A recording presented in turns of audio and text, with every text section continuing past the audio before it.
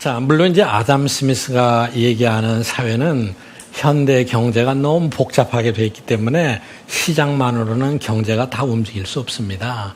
그리고 어떤 분들은 아담 스미스가 이 얘기를 할 때 모든 것들이 시장에서 이기적인 행동으로 움직인다 이렇게 해석하는 분들도 있는데, 사실은 아담 스미스가 이 말을 할 때는 큰 전제가 있었어요.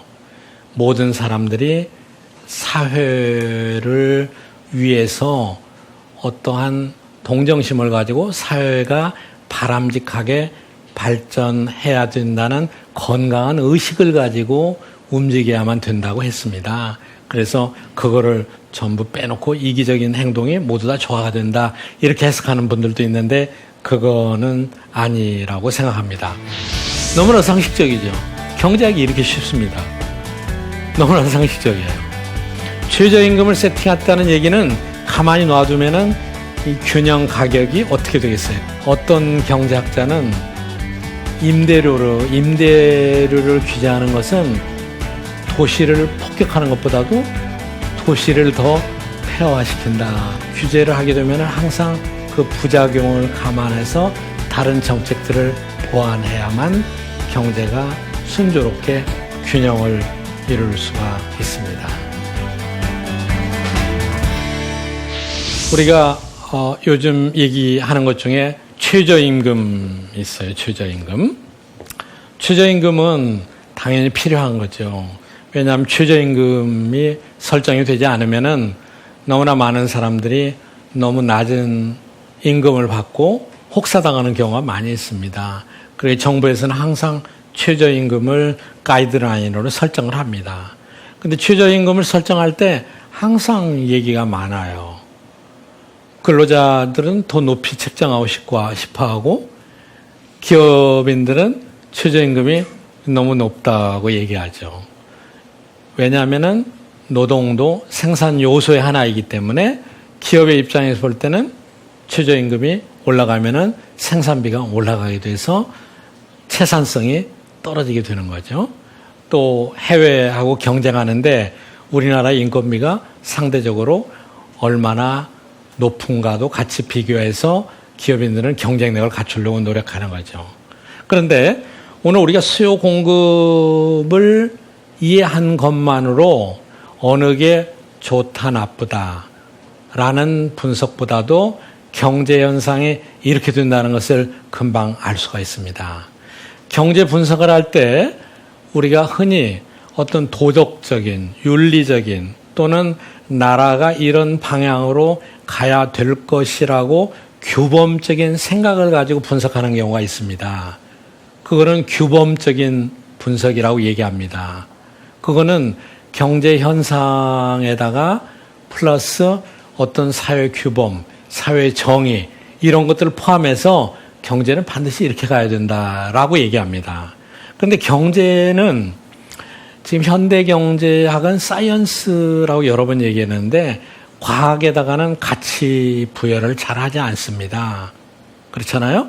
과학적인 분석이 이게 가치가 이렇게 되고 저렇게 된다 하면은 그 과학적인 분석의 틀이 왜곡될 수도 있는 거죠. 그래서 경제에서도 이렇게 예를 들어서 최저임금이랄지 이런 것들을 분석하면은 이런 현상이 나타난다라는 것을 경제학자들은 분석을 하고, 이런 현상이 나타나는 것을 유의해서 경제 정책을 써야만 되는 겁니다. 자, 최저임금은 뭐냐면요. 여러분 이 그림에서 보면은 수요 공급하고 수요가 만나는 점에서 가격이 결정이 되죠.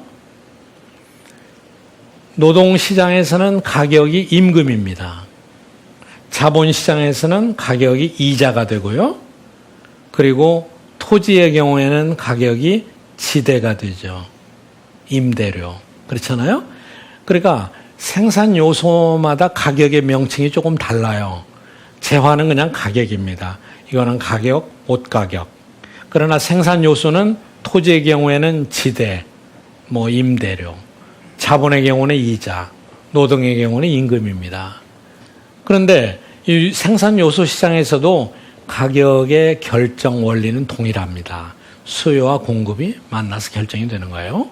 그러니까 이 노동시장에서는 역시 공급은 임금이 이쪽으로 올라가면 올라갈수록 공급량이 늘어나는 것과 마찬가지로 노동시장에서도 임금이 올라가면 올라갈수록 일하려고 하는 사람이 많아지는 거죠. 그렇죠?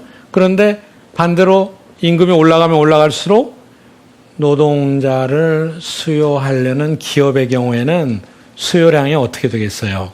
줄어들게 되죠. 비싸니까 인력을 자꾸 줄이는 거예요. 자동화를 막 시키는 거예요. 그렇잖아요. 임금이 비싸니까 그게 줄어드는 겁니다.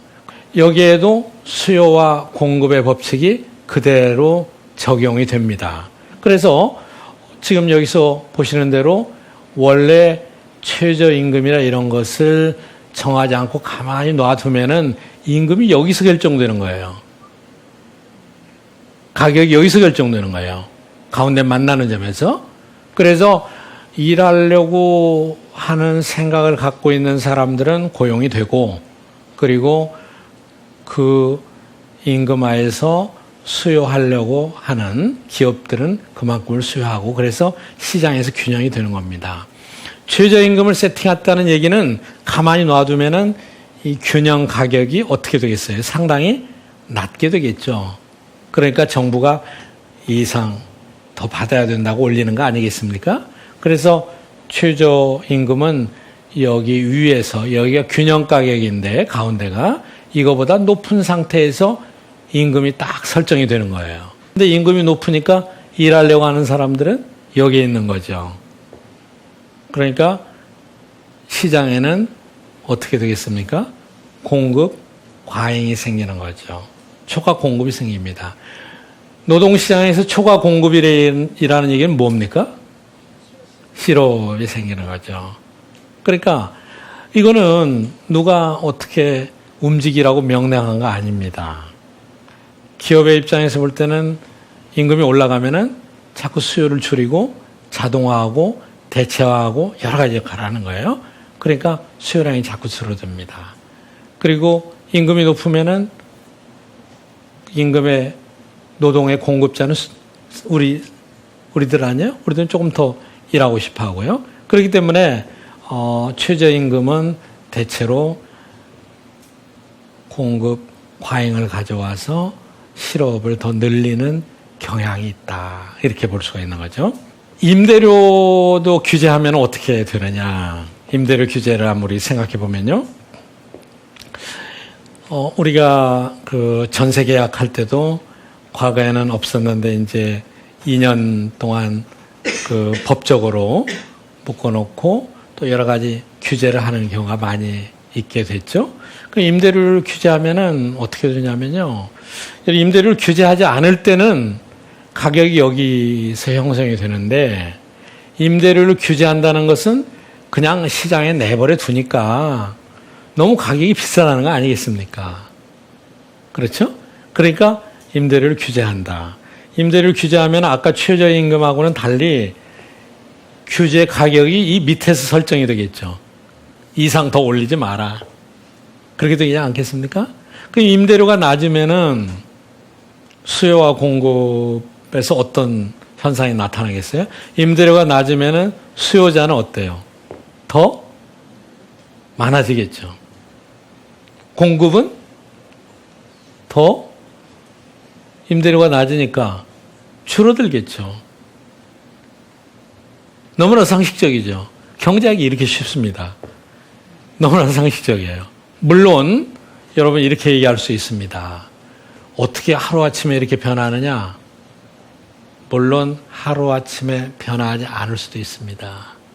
그러나 임대료를 규제하면은 계속해서 규제하면은 임대 공급자가 자연히 줄어들게 마련이죠.